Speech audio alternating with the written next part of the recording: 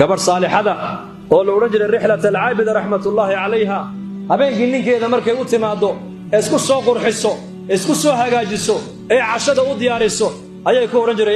oran jirtay yaa sayidii maad ii baahan tahay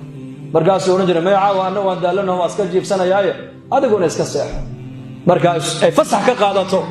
ay aragto weliba ninkeygii inuu gamcay ayay dharkii quruxda badnaa intay iska dhigto ayay dhar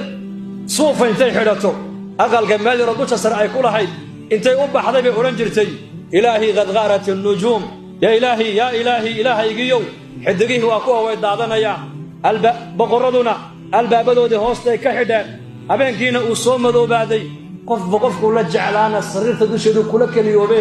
yaa rabbi anigu adigaa ku jecelahay albaabka raxmadaada iga furbay oran jirtay yaa rabbi anigu adigaa ku jecelahay laytaka tardaahu